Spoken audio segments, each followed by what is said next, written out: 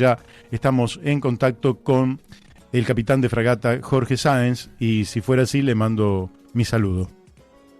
Muy buenas tardes, Mario. Encantado de estar con ustedes. Muchísimas gracias por la invitación.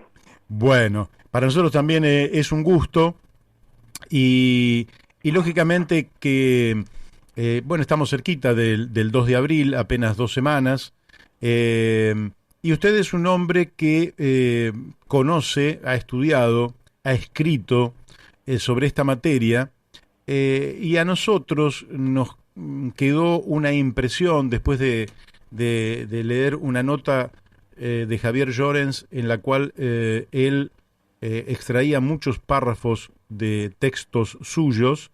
Nos quedó algo así como que en aquel entonces la Argentina había caído como en una suerte de emboscada y que en esa emboscada el capitán principal había sido el general Leopoldo Fortunato Galtieri y una junta de comandantes que también se lanzó creyendo que aquello iba a ser algo más sencillo de lo que finalmente resultó, que terminó en una verdadera derrota. ¿Cómo nos explicaría usted la génesis, los antecedentes, los episodios que nos van a llevar a el 2 de abril de 1982? En su relato, Mario, hay varios enfoques distintos, comenzando, por ejemplo, ¿cómo comienzan las guerras?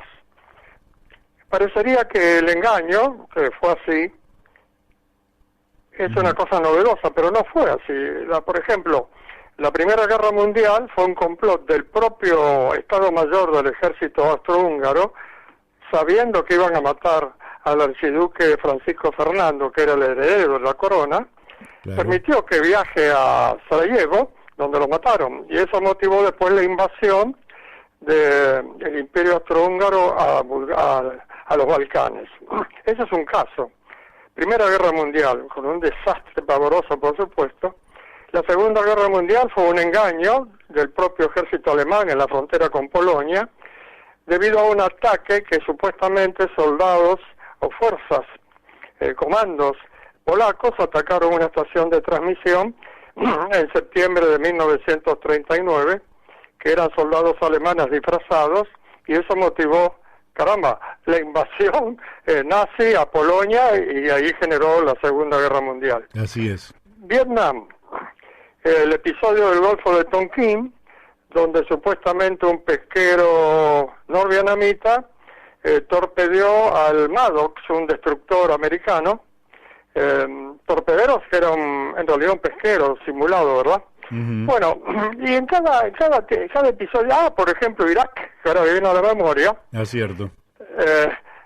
Que tanto el primer ministro británico como Bush, hijo, decían que estaba construyendo armas de destrucción masiva. Uh-huh. Y dio la casualidad, yo estaba en esa época en el Registro Nacional de Armas, y estábamos saludando para irnos ya. Me vino a buscar mi esposa, vino la esposa del director, y estaba allí un funcionario de defensa que me dio esta información. Se trata del doctor Bruno Videla, ya fallecido, que era padre de uno de los funcionarios del RANAR. Presentamos a nuestras señoras, y él me dijo, no le puedo presentar, observe esto por favor, Mario. A ver. No le puedo presentar a mi esposa, que es bióloga y está regresando de Irak, porque es observadora de las Naciones Unidas. Y todo lo que dice la prensa occidental es falso, porque jamás interfirieron los iraquíes en las inspecciones buscando esas fábricas de armas de destrucción masiva que no existían y no existen. Claro. Bueno, con los años lo reconocieron tanto el primer ministro como Bush y destruyeron Irak. Uh-huh. Así es. Bueno, ¿y por qué no Malvinas? Malvinas es un producto natural de la Guerra Fría.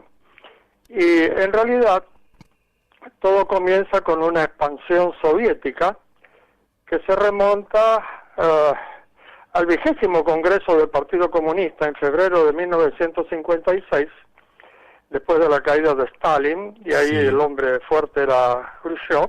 Uh-huh. Y se decidió en ese Congreso incrementar la presencia en el tercer mundo de estados adscriptos en África, Centro y Sudamérica. Estamos en 1956. Largaron la carrera con Cuba, Nicaragua, Angola.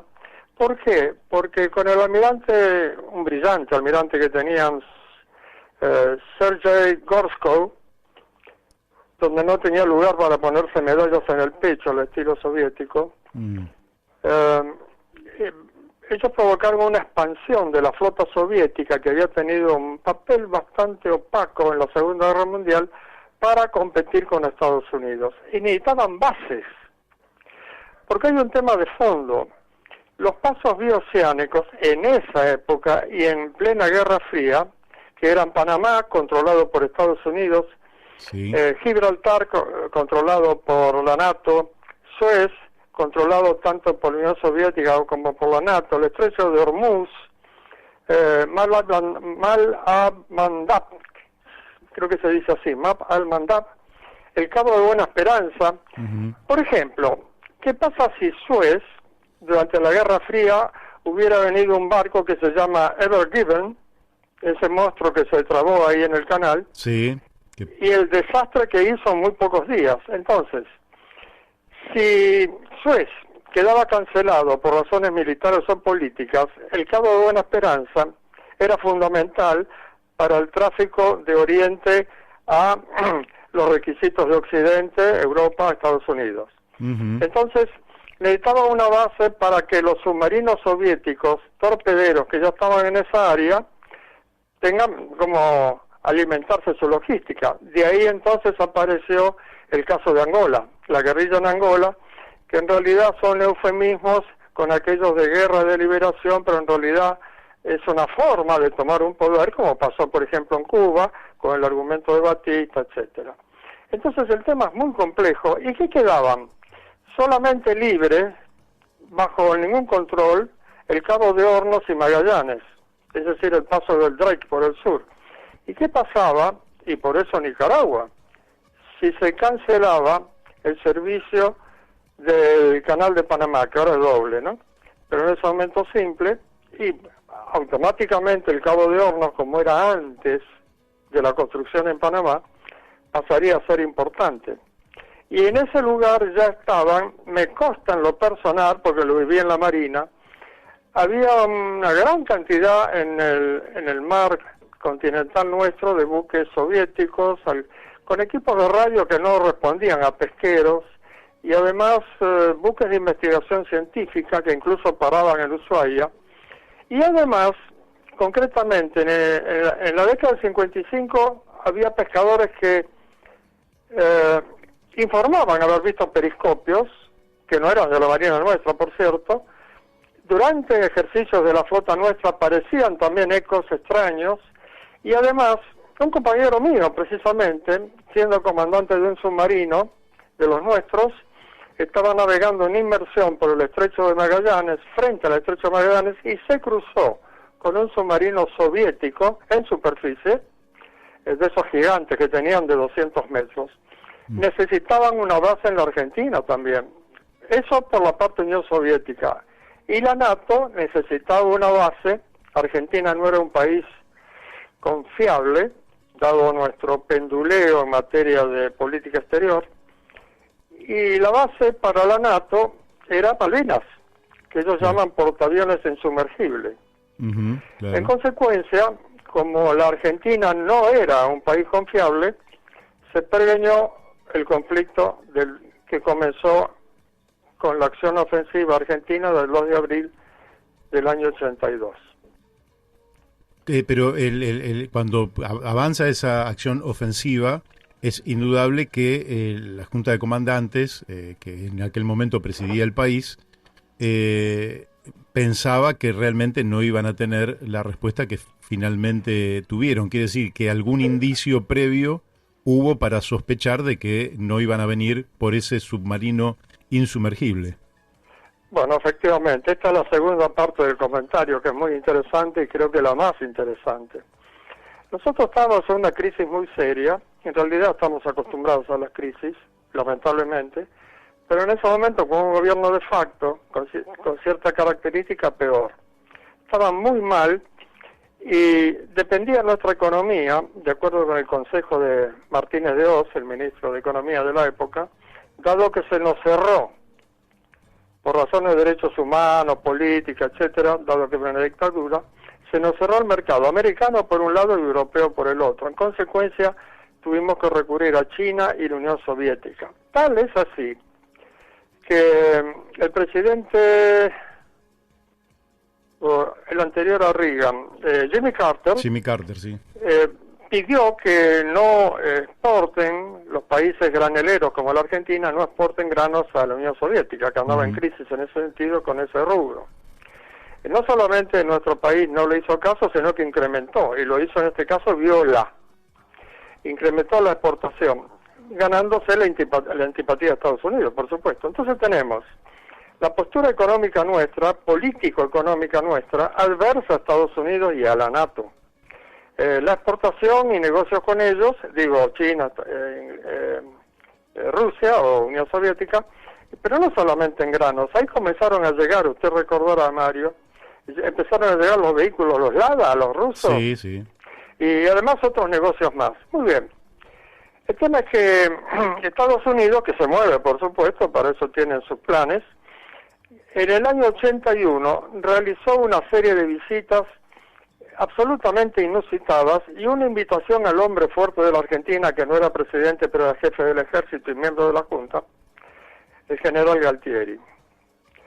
El general Galtieri fue invitado 3 veces a Estados Unidos y el plan era seducir a Galtieri a efectos de que se pliegue como socio extra-NATO y deje de lado el tema soviético y chino, que no podíamos, no teníamos otra posibilidad de hacer comercio exterior.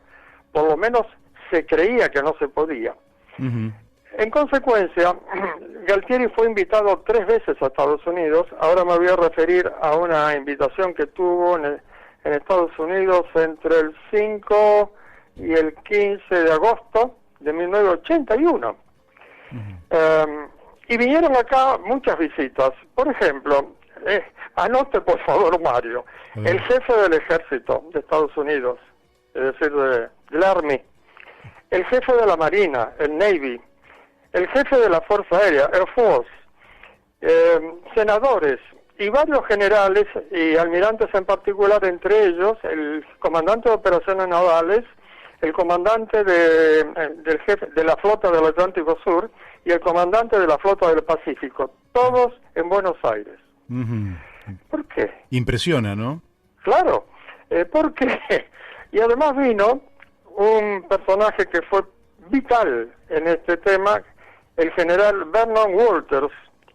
Vernon Walters vino acá en 1958 durante la presidencia del doctor Frondizi.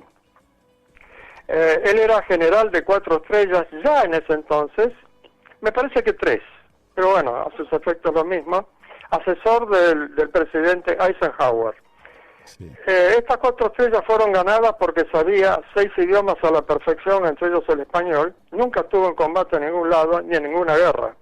Era asesor presidencial y jefe adjunto de la CIA fue en su momento, es decir, un tipo de persona muy pesada.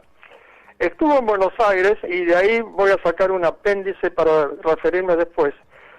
Se conectó con Galtieri, que lo midió, se conectó después con el doctor Alfonsín, futuro presidente, y después se conectó con el doctor Frondizi. Más tarde le voy a decir qué le dijo a Frondizi. Alfonsín no hizo declaraciones, pero sí Frondizi. Hasta le voy a decir la fecha y en qué diario salió.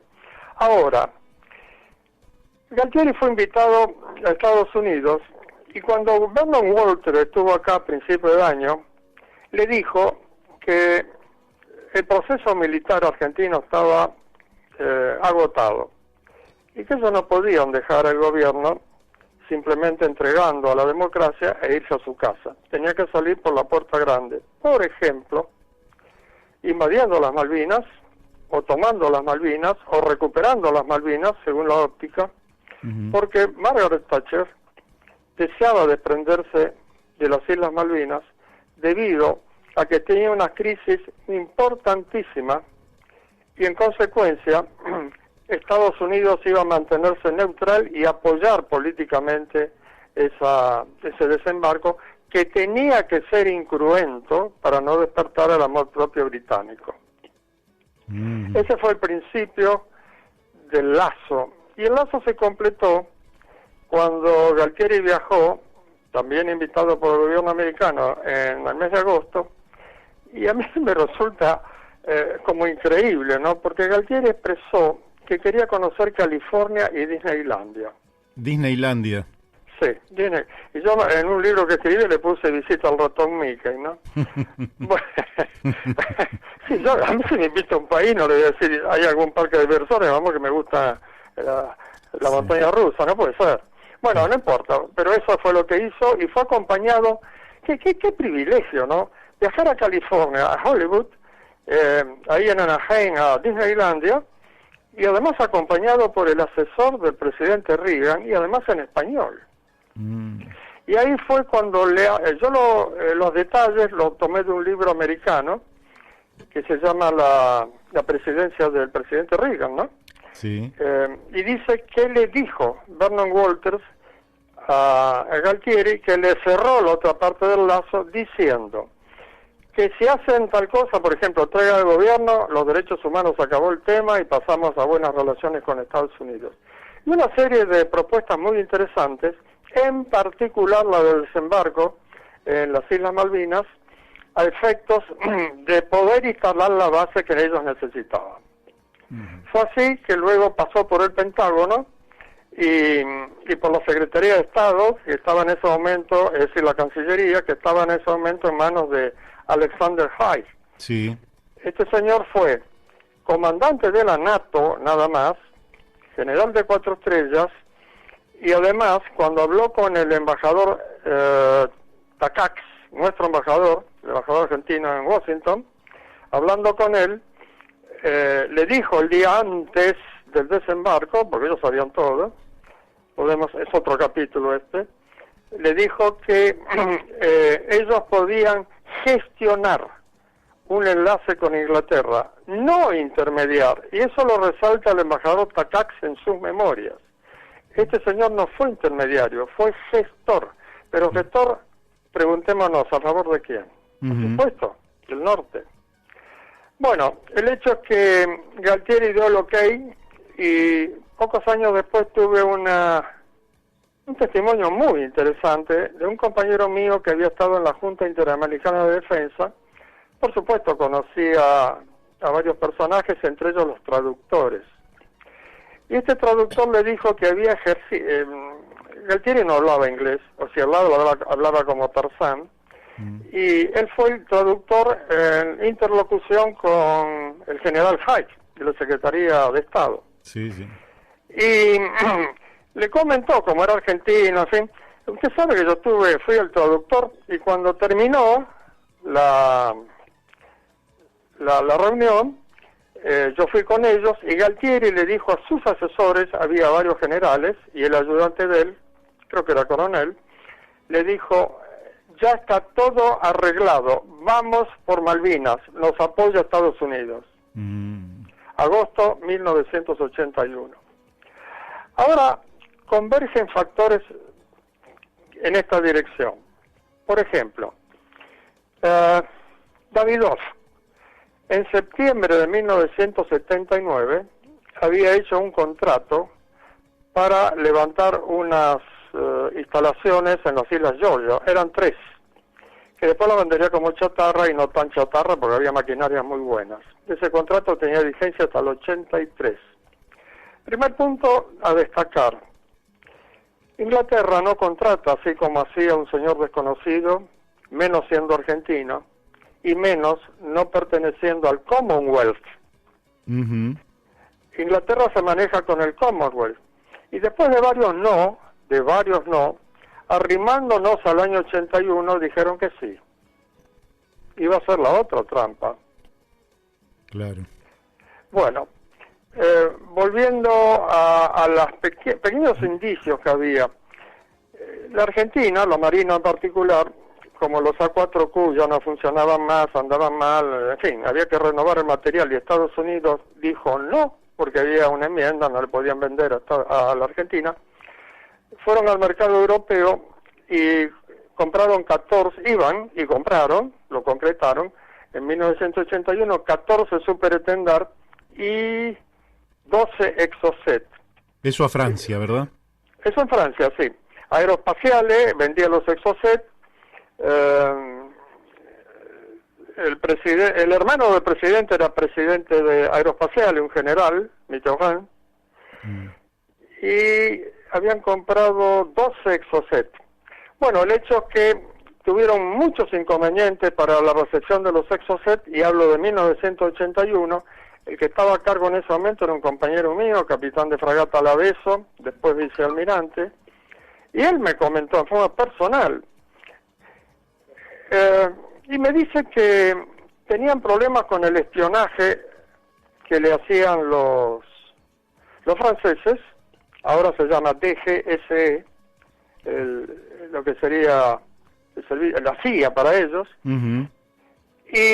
pero no solamente lo espiaban, sino que le avisaban que lo espiaban, porque para los argentinos comprar 14 aviones y esos Exocet era una compra rutinaria. Acá no se pensaba en nada de un conflicto, algo por el estilo. Sin embargo, los franceses sí. ¿Y por qué sí? Bueno, porque se lo pasaban al MI6, que es el sistema de la CIA de Inglaterra. Y es más, lo que me relató Laveso fue tremendo. Estaba un día en la oficina conversando, estaban en una reunión, atiende el teléfono y un agente de inteligencia que se acercaba mucho a ellos le dijo: hola Julio, te estoy escuchando. Salí a la ventana y en el departamento de enfrente, en la avenida Clever, que queda a unas 6-7 cuadras del Arco de Triunfo y muy cerca de la Embajada Argentina, le mostró un aparato que era un láser que medía las presiones sobre el vidrio, y esas presiones sobre el vidrio provocadas por la palabra hablada eran electrónicamente transformadas en idioma, y de ahí a Londres. Y se lo dijo, como también en sus memorias, y con esto termino la parte de espionaje, en sus memorias el embajador Echamiz relata que vino a verlo, porque es muy común el trato con gente de inteligencia a nivel diplomático. Sí. Vino un agente de inteligencia a la embajada, esto lo dice Echamiz, el embajador, que le dijo que había una oficina en inmediaciones de la embajada que está en la calle Cimarosa, que es perpendicular a la avenida Clever y a 2 cuadras de la oficina del superintendente de la compra. Le dijo que los ingleses habían instalado una oficina bajo la fachada de exportación-exportación. Esa era la información. Echamiz reacciona y le dice: pero usted me está diciendo que nos están espiando. Y el agente le dice: señor embajador, tenga en cuenta que ustedes son país amigo, pero Inglaterra es un país aliado, no le puedo decir. Es decir, le dijo lo suficiente. Es suficiente, aparte de eso, hay más también, hay tantos indicios. Aparte de eso, Inglaterra dejó de vender sus portaaviones, Hermes e Invencible. El Invencible ya estaba vendido a Australia, y además dejó también de vender los vehículos. Tenía 2 importantes buques de desembarco que fueron destruidos por nuestra Fuerza Aérea en la guerra, Sir Tristram y Sir Galahad, y no lo vendió. Y además, en buques mercantes, determinados buques mercantes, comenzó a colocar quirófanos y plataformas para despegue de Harrier, aterrizaje y despegue. Todo esto en 1981. 2 más 2 son 4. Sí, claro. Bueno, todos los indicios indicaban que estaba y después viene qué pasó, ¿no? Acá, cuando llegó al país, ahora viene una información muy, muy interesante también. Creo que son todas interesantes, ¿no? Sí. Muy y interesante. esta me la relata bueno, llega al país Galtieri, se entrevista con Anaya, obviamente. El tercero de la Junta Militar no funcionaba, no.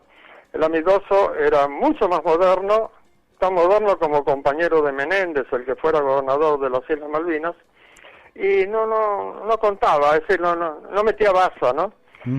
Pero sí Anaya, que además eran amigos con Galtieri por haber 5 compañeros del liceo militar. Anaya, mejor dicho, empiezo por otro señor. El vicealmirante Lombardo, que vivía en Mar del Plata y yo también, me comentó cuando lo fui a entrevistar por un motivo que se puede profundizar, porque yo me interesé de pronto, después de 28 años, por el tema Malvinas, porque sentí un profundo desagrado por el resultado estratégico de eso, ¿no? Como así fue. Uh-huh. El tema es que lo voy a ver al almirante Lombardo y lo primero que me dice es que en el año 1977 Lombardo era submarinista.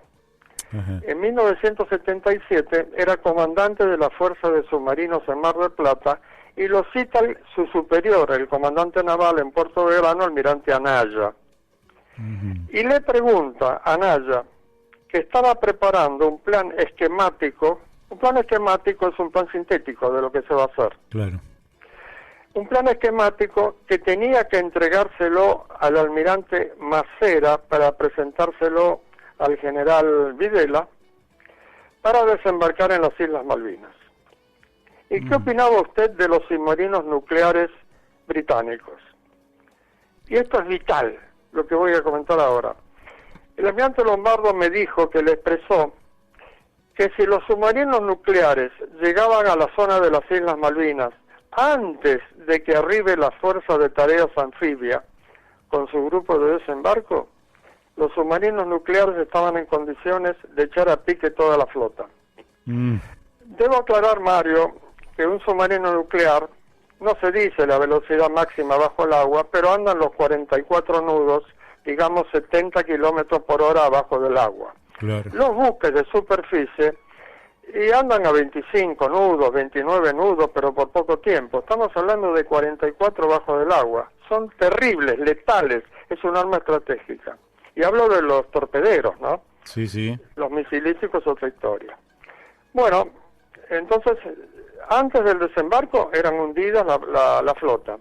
Y si llegaban después del desembarco, que fue lo que pasó en Malvinas, no entraba un solo buque de abastecimiento más por el peligro de ser torpedeado. En una palabra, le dijo, un desembarco en Malvinas no va. Claro. No hay manera militar de sostenerlo porque se pierde el manejo del mar. Porque la guerra, Mario, es logística. Claro. Vaya si tenemos relatos del hambre, del frío, de la comida y de la munición y qué sé yo. Bueno, de manera que cuando le dijo eso, y es notable que el almirante me haya dicho eso de entrada, porque me solucionó todo el problema. Y ahora le cuento cómo empezó el origen de la idea esta.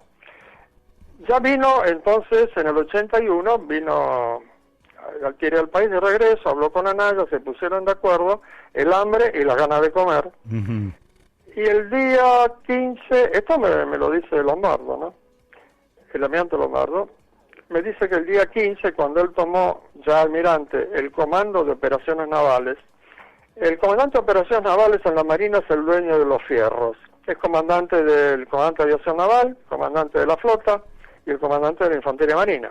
Claro. Dependen de él. Todo. Entonces, después de la ceremonia en Puerto Belgrano, que es una gran ceremonia, la más importante del año, el almirante Anaya, que tenía que retornar a la base aeronaval Espora para tomar el avión a Buenos Aires, que hay todo un protocolo, sí, guardia militar, salud, etcétera, iba a ir en su auto y cuando lo buscaba a Lombardo, que también tenía su auto naturalmente, le dijo, venga conmigo en el auto que quiero hablar con usted. Y en el camino, son 15 minutos, le dio la orden de hacer un plan esquemático para desembarcar en Malvinas.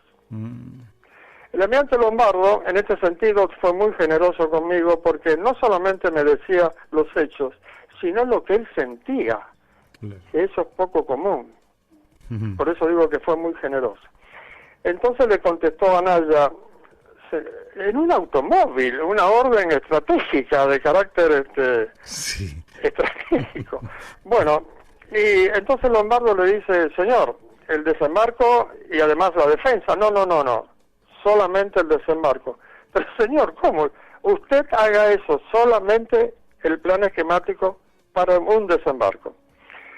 Me comenta el almirante Lombardo que dijo, otro plan para la picadora. Pero no, este era en Esos serio. planes inútiles, ¿verdad? Bueno, eso fue el 15 de diciembre.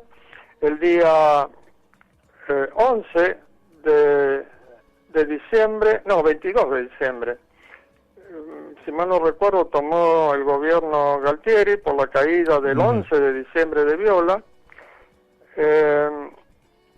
Bueno, él hace el plan en Puerto Belgrano, lo hace en manuscrito, súper secreto, toma un avión y me relata el episodio que vivió en Buenos Aires, que esto es vital también. Bueno, todo es importante, creo. Sí, sí. Él fue el 5 de enero a Buenos Aires, ya con el plan esquemático consolidado. En el ínterin, el jefe de Estado Mayor, almirante Vigo, le envió una nota secreta que también prevea la defensa y además el reconocimiento de la zona de playa y demás por medio de comandos anfibios y submarinos, por supuesto, se hace eso. Y él era una contraorden. Entonces se va a ver a Anaya en diciembre y dice, no, solamente el desembarco. Pero señor, solamente el desembarco. Regresa y el 5 de enero, ya estamos en enero, le entrega el plan y Anaya lo lee y le dice, bueno, voy a consultar con el presidente. Me dice el almirante Lombardo que lo conocía al general Galtieri porque cuando era comandante de la Fuerza de Submarinos en el 77, son 2 años, no sé si fue en el 77 o 78, fue en un submarino a Rosario en visita oficial. Eso de ir en submarino a Rosario suena como cacofónico, ¿no? Sí. Naturalmente en superficie, él era comandante de la fuerza y entre las visitas protocolares visitó al comandante del segundo cuerpo de ejército, general Galtieri, que me dijo que era una persona muy chabacana, agradable, sencilla y que tenía una muy buena imagen de él por ese motivo. Ahora volvemos al 5 de enero del 82, uno era presidente, el otro era comandante de operación naval y Anaya jefe de la Armada. Y le dice, entonces, en base a ese recuerdo, ¿por qué no vamos a verlo juntos? Yo lo conozco. Bueno, Anaya aceptó, y cuando llegó a la Casa de Gobierno, Anaya le leyó el breve escrito del plan esquemático a Galtieri, sin presencia de otras personas, y Galtieri era otra persona. Parecía como, me decía el almirante Lombardo, era como sobrador, como que todo lo decían a Anaya no tenía tanta importancia, y eso le llamó mucho la atención. Y cuando terminó, Galtieri no lo interrumpió, cuando terminó, el que interrumpió fue él, Lombardo, que dijo, ¿cuál va a ser la actitud de Estados Unidos? ¿Cuál la de la NATO? ¿Cuál la de Londres? Y entonces le hizo varias preguntas así de sopetón, y Galtieri lo mira y le dijo lo siguiente, almirante, usted es un preguntón, está todo arreglado, la Thatcher quiere entregar bla bla bla bla, lo que ya conocemos. Él se quedó helado porque conocía a los ingleses según me dijo y eso era imposible. Claro. Y además le dijo que iba a reemplazar al embajador Ortiz de Rosas, iba a poner un militar en actividad, el almirante Luqueta, que era gobernador de Santa Fe, porque había sido agregado naval, hablaba inglés y conocía gente para la parte formal del traspaso y demás. Cuando salió de la Casa de Gobierno, me confiesa el almirante Lombardo, yo no creía en absoluto en este tema y lo tomaba como otra cosa para la picadora. Le pidió permiso para darle la información a sus subordinados, es decir, los infantes marina, aviación, flota. Anaya le dijo que sí, vuelven a puerto. Y al poco tiempo lee en el diario que el nuevo embajador en Londres iba a ser el almirante Luqueta, y dice que ahí sintió que le cayó la ficha y dijo, caramba, esto es en serio. Venía en serio. Venía en serio, sí, de parte, venía en serio en un contexto de ingenuidad que casi resulta absurdo. Me encanta todo su relato, así que no lo voy a interrumpir. Adelante. Muchas gracias. Muchas gracias. No, es realmente insólito. Bueno, y a partir de ese momento, ya en el mes de febrero, el batallón 2 de Infantería Marina comenzó a entrenarse para el desembarco en Malvinas. Solamente el comandante de batallón y el jefe de operaciones sabían que era para una operación real en Malvinas. se entrenaban en desembarco, anfibio, en fin, todas las cosas que hay que hacer. ¿Por qué? Porque había participado el año anterior en el operativo UNITAS con un batallón de infantería marina de los marines de Estados Unidos, ¿no? Y era el más práctico, aunque el más adecuado hubiese sido el batallón 5 de infantería marina, que estaba en Tierra de Fuego y adaptado al clima. Yo estuve de pase ahí, bravo, Mario, hacer campaña con 20 bajo cero, le garantizo que es muy feo. Muy feo, sí. Sí. Bueno, teníamos 7 batallones y fue elegido entonces el batallón 2. Más o menos cierra esto, sí, creo que la historia está completa, me parece, podría profundizarse en algunos aspectos. Sí, quedó, por ejemplo, colgado qué es lo que le dijo el general Walker a Frondizi en Ahí 1958. está, dentro de este supermercado de información me quedé corto, mil perdones, Mario. Bueno, resulta que yo me entero, y por eso publiqué 3 libros, el tercer libro, que está basado en la conferencia esa de que di en el Centro Naval, y que quise extenderme un poco más, porque había dicho información inédita, y digo, caramba, quiero tener el copyright de la información, ¿no? Entonces hice un libro donde vuelco todo esto, que se llama Malvinas, la desconocida reunión que produjo el desembarco, que es la conferencia pero ampliada, la que estaba en el Centro Naval. Bueno, de pronto cae en mis manos, a través de un comando anfibio, amigote, aquí en Belgrano, donde vivo, me dio como sabía, y siempre surge el tema Malvinas entre los uniformados, sobre todo de otra época, me prestó un libro de una revista de la Escuela de Guerra del Ejército, donde relata que este señor, que es un doctor Bartolomé, Mariano Bartolomé, es politólogo, experto en relaciones internacionales, un hombre conocido internacionalmente, y relata que se entrevistó con el doctor Frondizi, que le dijo que había sido visitado por el general Walters, y que le dijo qué iba a hacer el presidente Reagan, dado que la Argentina no era un país de confianza, por su penduleo diplomático. Por ejemplo, en la época de Alfonsín éramos partícipes del tercer mundo. En la época de Menem, relaciones carnales. Ahora no sé para qué lo apuntamos, pero es divergente de lo anterior. Bueno, y así. Y resulta que le comenta que debido a esa política pendular, el presidente Reagan pensaba promover un desembarco. Dijo promover un desembarco en las Islas Malvinas, que los argentinos íbamos a ser derrotados, se iba a instalar la base que necesitaba la NATO para controlar el paso del Cabo de Hornos, y que a partir de ese momento no se hablaba más de la soberanía argentina sobre las Islas Malvinas. ¿Qué hizo Frondizi? Yo inmediatamente lo busqué al doctor Bartolomé, hablé con él y le hice la pregunta del millón. Y me dice, le pregunté, claro, ¿qué hizo el doctor Frondizi? Y me dice, discúlpeme Jorge, pero eso era muy joven en ese momento y no me di cuenta que era la pregunta del millón. No se la pregunté en ese momento, se la pregunté más tarde. ¿Qué hizo él? Pidió audiencia con Galtieri, no con Viola, estamos hablando de 1981. Y Galtieri no lo atendió, le envió un coronel stopper, si se entiende qué quiero decir. Sí. Un arquero, ¿no? Un parador. Sí, sí. Un stop.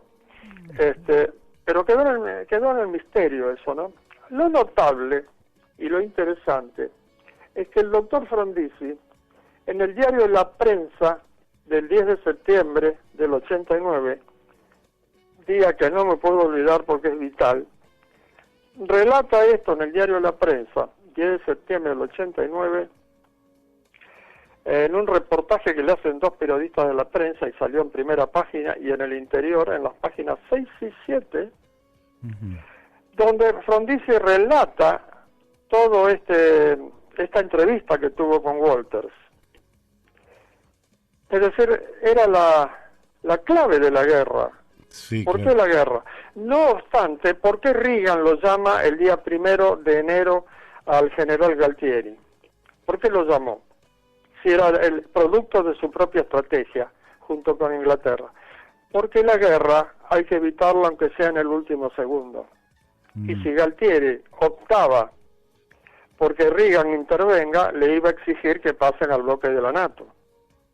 Y además que les permita poner las sillas. El que convenció de que hable fue un militar, el general Hayes.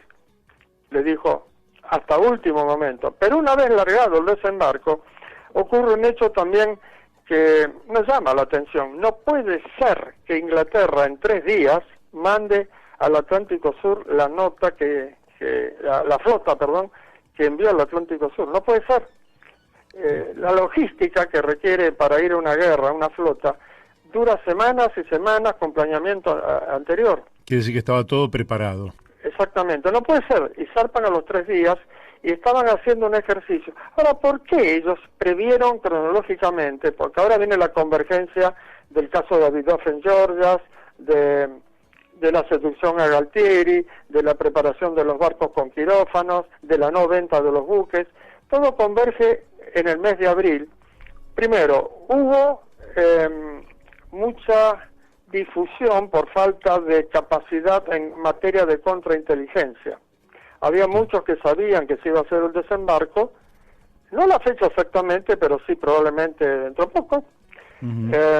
Y eso falta de entrenamiento en materia de callarse la boca en época de guerra, cosa que Europa la tiene clarísima y Estados Unidos también. Bueno, el hecho es que se produce entonces el desembarco y llega la flota o zarpa la flota 3 días después, y además Estados Unidos le provee de una cantidad infernal de combustible, de proyectiles antiaéreos, de misiles aire-aire, de contenedores para reabastecimiento logístico, y todo eso se prevé con anticipación. Sí, claro. ¿Y cuál era la trampa definitiva? Es decir, el gatillo de todo esto. Cuando Davidoff envía, de acuerdo con el contrato, gente a Georgia, le exigen algo que no correspondía, que eran pasaportes, en vez de la libreta blanca, creo que se llamaba, libreta azul, blanca, no me acuerdo, pero la libreta X, que era lo que se había estipulado con Inglaterra para ir a las Islas Malvinas, para ir a donde sea, de la zona en conflicto, y le exigían el pasaporte, y ahí se opuso la gente que estaba a cargo de Davidoff, que no estaba en las islas, y entonces a raíz de eso le envían desde Malvinas Royal Marines para echarlos a la gente, a los obreros que había mandado Davidoff. No me quedó claro si izaron la bandera o no izaron la bandera, parece que sí. Davidoff me dijo que no era la bandera argentina. ¿Por qué? Porque no tenía sol. Bueno, está bien, no tenía sol. Pero parece que una bandera se izó, mal momento, mal lugar, y ahí era la oportunidad, estrategia, según la Junta, o por lo menos Anaya y Galtieri, para gatillar el desembarco. Jorge, el problema que tengo es que se me fue el tiempo. La verdad es que fue extraordinario. Me imagino, mil perdones, Mario. No, al contrario, es decir, igual si a usted le parece, lo comprometo para que nos volvamos a comunicar en no tantos días y quizás en un par de semanas, cuando estemos más cerca del aniversario de lo que fue el hundimiento del Ara General Belgrano. Sí. Y podamos entonces, seguir con este relato que realmente es apasionante y que supera en mucho la expectativa que yo tenía respecto de la explicación que nos iba a dar. Muchas gracias, Mario, me alegro por eso y estoy a disposición y además tengo información interesantísima para darle, porque yo cumplía guardias para llevar la situación tierra, así que vivía la guerra online. Bueno, ¿qué le parece? Es un privilegio, me parece. Un abrazo grande, Mario, y muchas gracias. Antes de que corte, le habla Daniel de Abrantes, y le dejo una inquietud para la próxima vez que hablemos, que es, de acuerdo a su mirada, ¿qué enseñanzas dejó todo este proceso en las Fuerzas Armadas de hoy en la Argentina? Bueno, eso queda para la próxima, si le parece, Jorge. Bueno, de acuerdo. Muy bien, le mandamos un abrazo y nuestro agradecimiento. Bueno, estoy muy agradecido también. Muchas gracias. Hasta pronto. Bueno, ustedes lo han escuchado, un relato realmente extraordinario de cómo se movieron los hilos para que pisáramos el palito. Pero bueno, hemos hablado con el capitán de fragata, Jorge Sáenz. Vamos a la tanda de la radio y después volvemos con más La Brújula.